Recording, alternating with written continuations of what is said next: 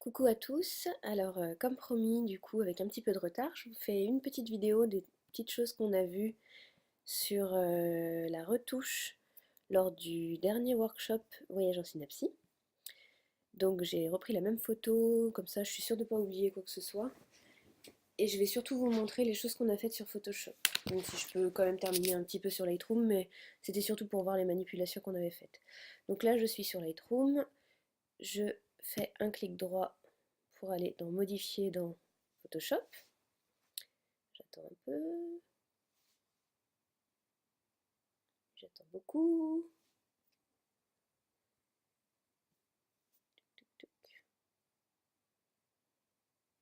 J'ai pas un foudre de guerre. Voilà. Donc, sur Photoshop, on a l'arrière-plan que vous connaissez. Du coup, moi, je vous avais expliqué que j'ai tendance à beaucoup dupliquer mes calques.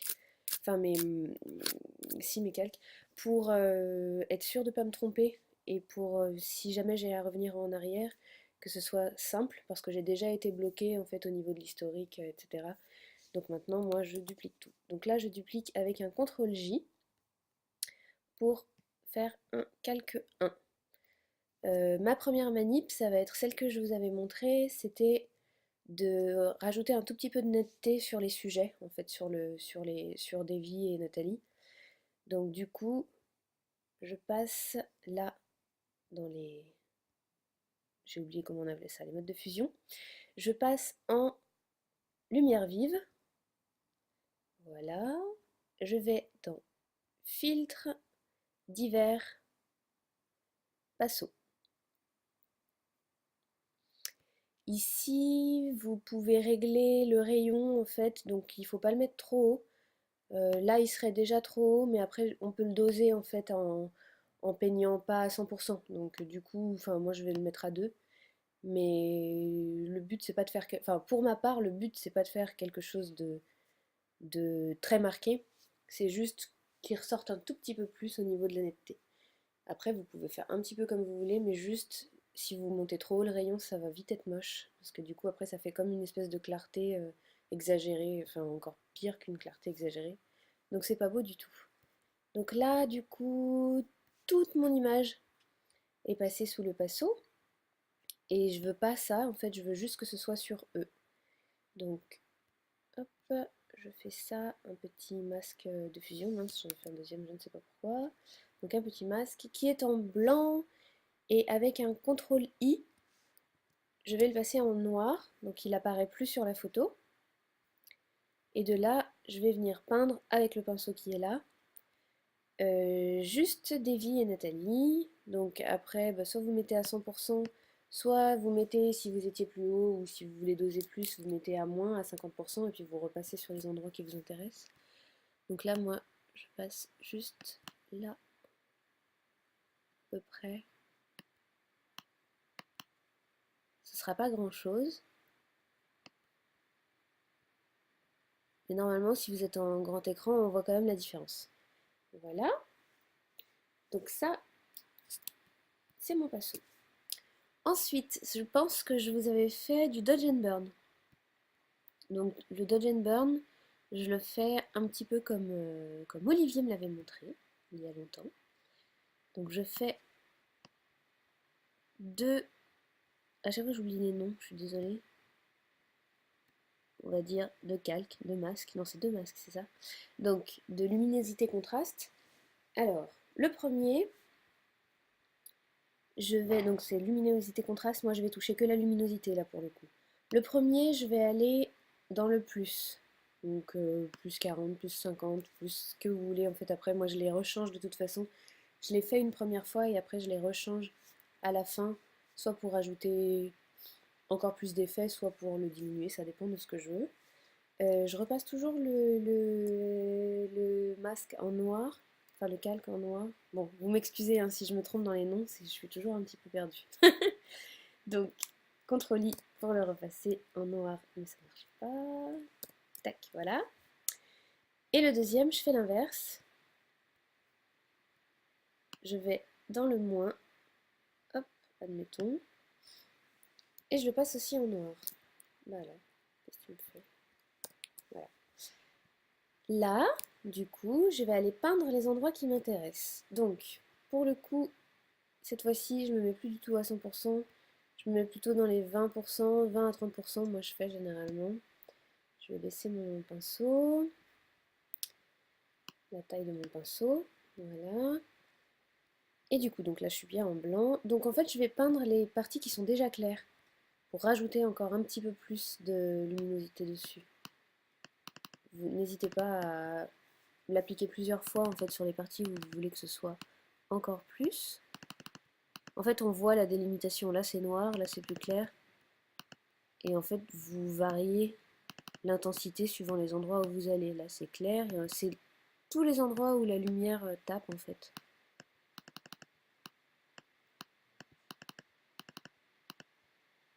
Là, là, un peu là. Je le fais surtout sur la peau. Ça m'arrive de... Enfin, je le fais aussi des fois sur le tissu, mais là, vu que sa robe est déjà blanche, je suis pas sûre de le faire. On va voir. Je le fais sur les doigts. Je pourrais baisser la taille de mon pinceau pour être encore plus précise. Là, c'est vraiment surtout pour vous montrer.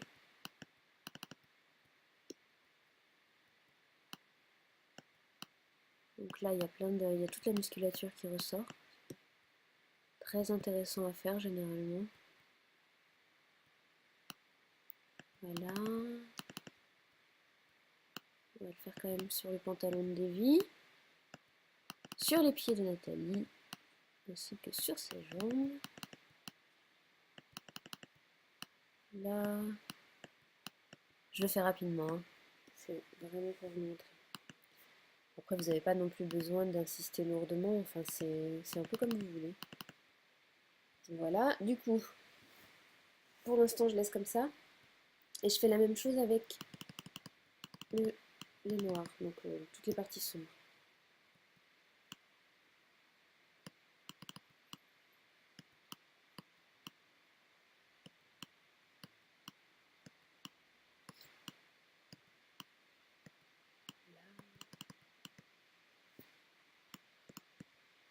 Il y aurait, si je vais dans le détail, il y aurait carrément le côté des doigts,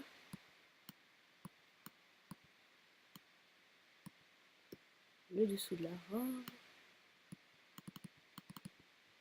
Là même, on peut faire le drapé des tissus. Vous pouvez tout accentuer comme ça et après, en fait, ça vraiment, ça accentue la lumière dans tous les endroits. Enfin, la lumière et l'ombre. Du coup, donc des espèces de micro-contrastes.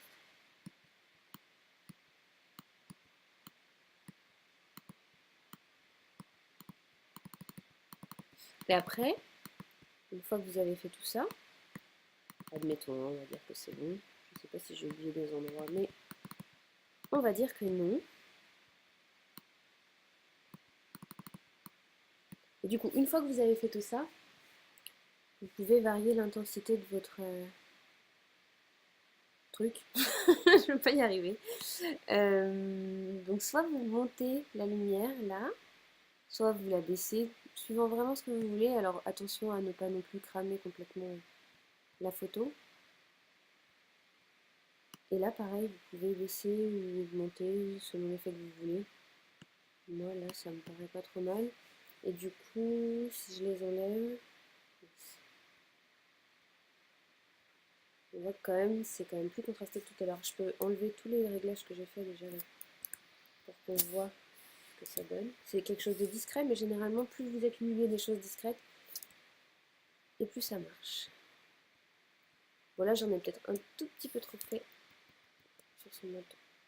Donc là bah du coup si vous voulez enlever un peu, soit vous venez chercher la gomme ici et vous passez et ça vous enlève tout ce que vous avez fait, soit vous peignez en noir.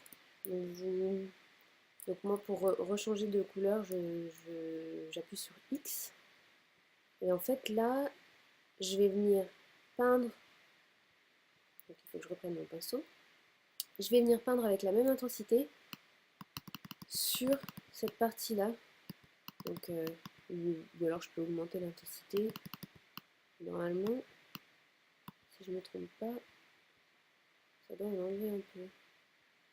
Ouais, est-ce que ça en enlève vraiment? Bon, sinon il y a la gomme. Là, Ah non, là, ah non, mais là, je suis pas dans le bon. Voilà, il y a des moments comme ça où ça marche pas. Donc je m'étais trompée d'endroit. Mais là, ça marche. Voilà, là, ça me parce que j'ai pas un noir. Ah non, tac. On rebaisse l'intensité. Bon, bref, je vais pas aller dans le détail. C'était juste pour vous montrer tout ça. Voilà. Ensuite, à mon avis, j'avais fait une courbe de transfert de dégradé pour les couleurs.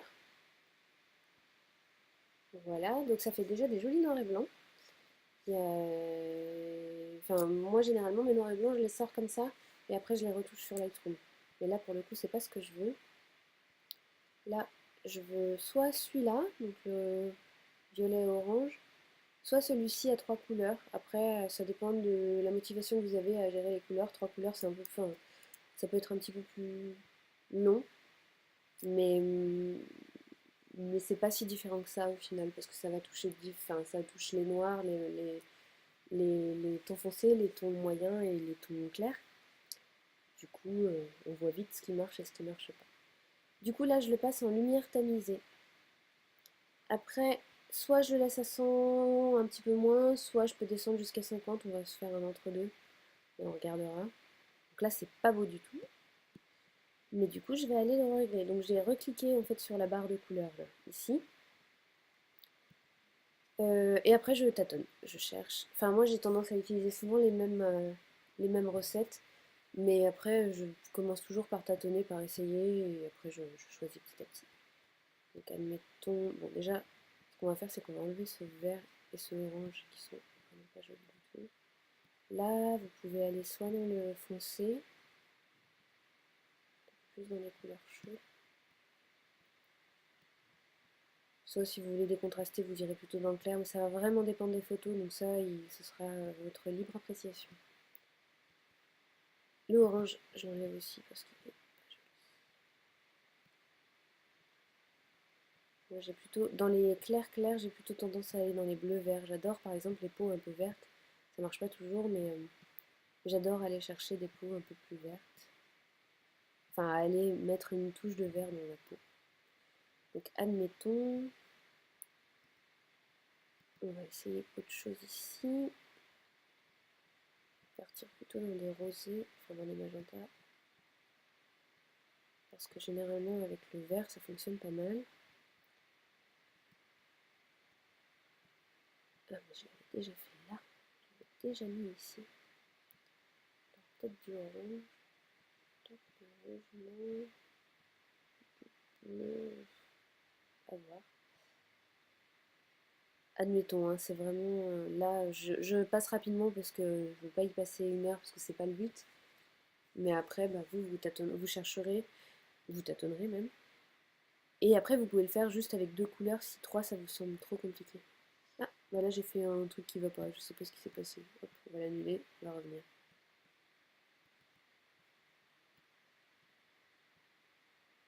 Donc on a dit, on était à peu près par là. Ça, on était un peu plutôt dans les oranges là. Et qu'on était plutôt dans les bleus ici. Donc juste avant, là, j'avais dû cliquer sur la barre une fois de trop, et ça m'avait rajouté un onglet.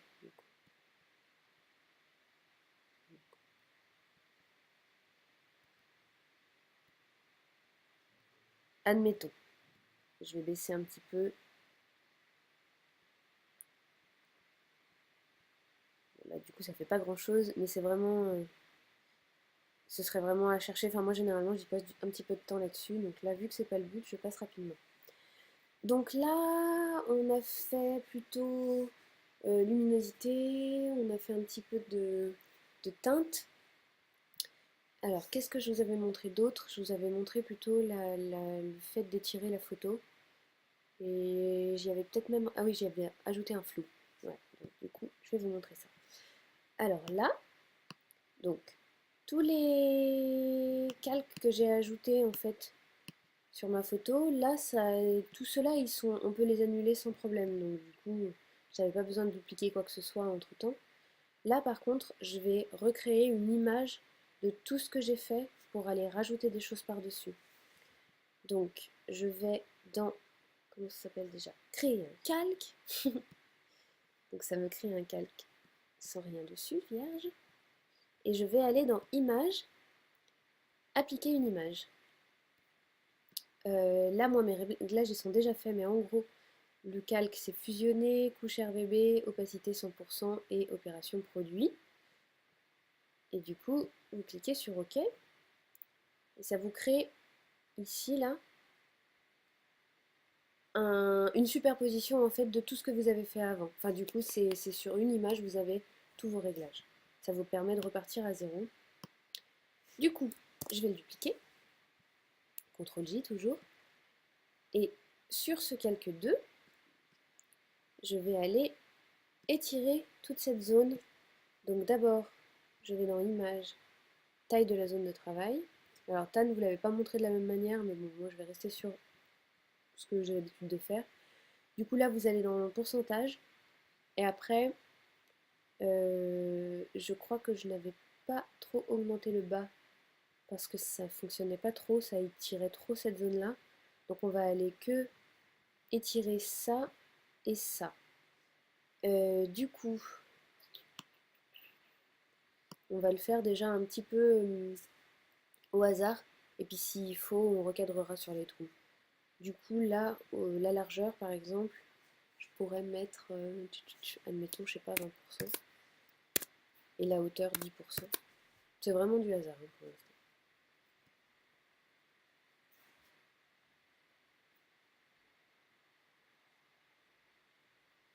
Voilà. Et du coup, je vais aller étirer tout ça. Donc pour étirer, je prends l'outil de sélection qui est là. Je viens chercher dans les coins. Donc je clique maintenu et je fais glisser vers le bas et jusqu'à la limite, donc juste avant nos modèles. De là, je clique sur CTRL-T pour faire une transformation. Je prends ce petit carré là qui va m'étirer la zone, je fais un clic glissé jusqu'à droite. Après vous pouvez aller beaucoup plus loin, vous pouvez rester là. Le mieux c'est quand même de rester là. Et vous tapez Entrée. Je fais la même chose sur tous mes côtés.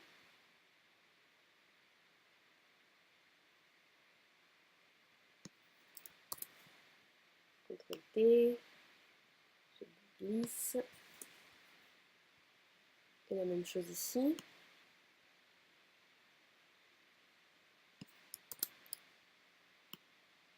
Voilà. Je tape Entrée. Et du coup, ma photo a été un peu étirée. Voilà. Après. Pour le flou, je reduplique ce calque. Donc, je mets à nouveau là, donc et après on compte tout le reste. Je vais dans Filtre, Atténuation, et je vous avais pris celui de diaphragme. Voilà, donc ça fait une ellipse. Alors, comment le régler? Déjà, vous avez ces 4 petits points en intérieur et ce cercle en extérieur. Plus vous allez approcher les points du centre et plus vous allez agrandir le cercle, plus votre flou normalement va être progressif. Les 4 petits points, vous pouvez les bouger séparément avec la touche Alt. Donc vous appuyez sur Alt, vous prenez un des points et vous le séparez. Moi je crois que j'avais fait un truc dans ce goût-là où j'avais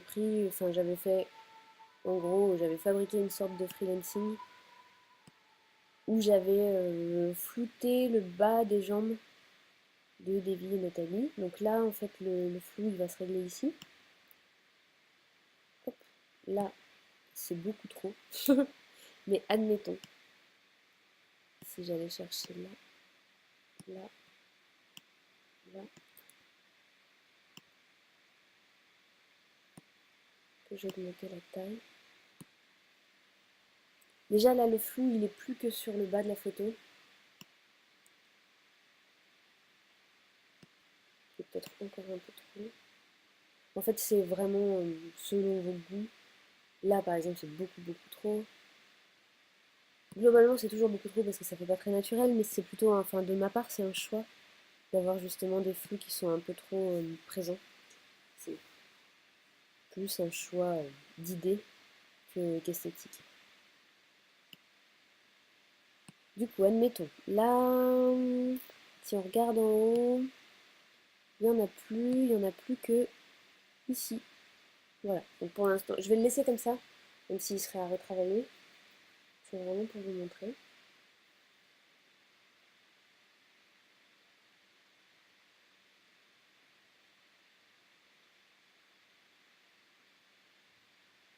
Voilà. Et du coup, je pense que je vous avais quand même montré aussi, même si là je ne vais pas le mettre, l'exposition. Du coup, vous retournez dans les... Je vais régler le problème une bonne fois pour toutes. Dans les calques de remplissage ou de réglage. Voilà. Donc, exposition, et ça vous permettait de créer un petit voile éventuellement. Donc dans décalage, vous pouvez aller vers le haut, ou alors dans correction gamma, vous pouvez aller vers le bas. Enfin, ça encore une fois, c'est à régler selon vous. Mais en gros, correction gamma, si vous allez à droite, ça va vous recontraster la photo. Si vous allez à gauche, ça va vous faire ce fameux voile. Et décalage, c'est un peu l'inverse. Mais ça a quand même des applications différentes.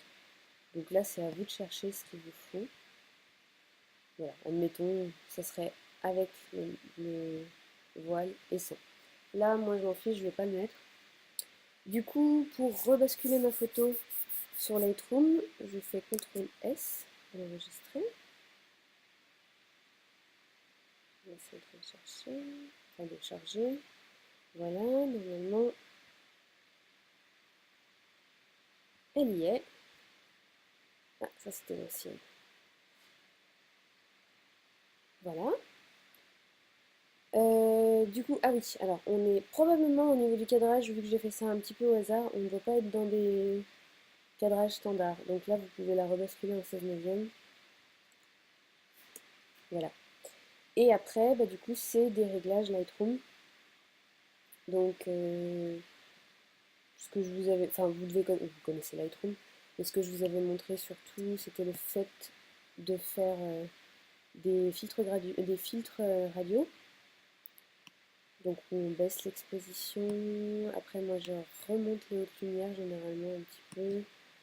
Là c'est un chaud noir.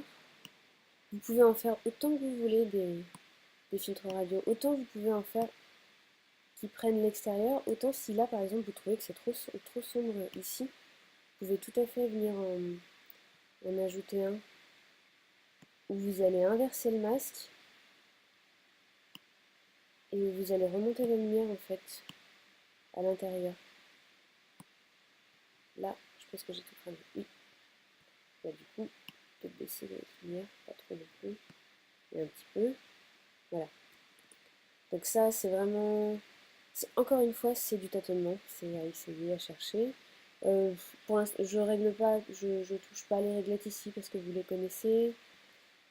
Après, moi, je passe beaucoup de temps sur les teintes ici. Donc avec le virage, notamment, avec les teintes elles-mêmes. D'abord, je vous montre le virage, vite fait, mais vous connaissez aussi. Admettons, si vous voulez du bleu, enfin, voilà.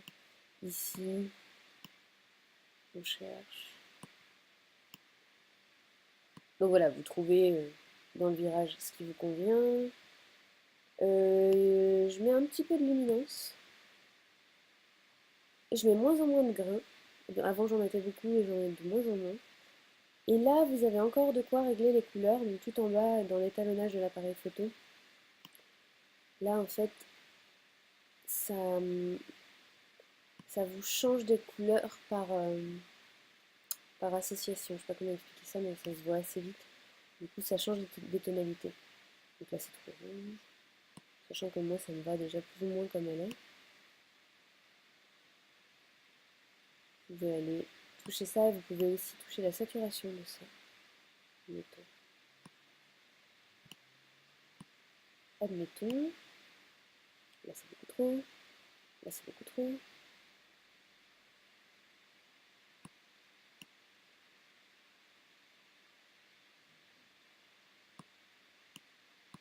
admettons. Et du coup, j'avais aussi, je crois, fait un filtre radial pour recréer un petit peu de la lumière ici. Donc, n'hésitez pas à le faire grand. Vous inversez le masque encore. Et du coup, là, vous allez augmenter l'exposition pour faire comme s'il y avait une espèce de lumière qui arrivait d'ici. Parce que la lumière a plutôt tendance à venir de haut. Je l'avais même un peu réchauffé. En fait, vous essayez. Enfin, moi, je fonctionne beaucoup de manière empirique. J'essaye. Si ça fonctionne, ça fonctionne. Si ça fonctionne pas, j'enlève.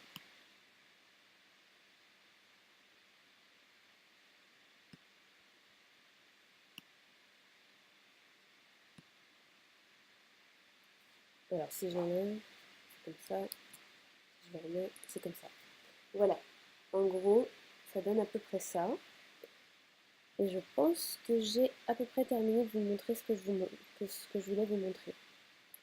Voilà, donc bah, je pense que c'est tout bon. Si vous avez des questions, n'hésitez pas. Et sinon, bah, je retrouverai des choses à vous montrer pour une prochaine fois. Merci beaucoup et bonne journée. Ciao.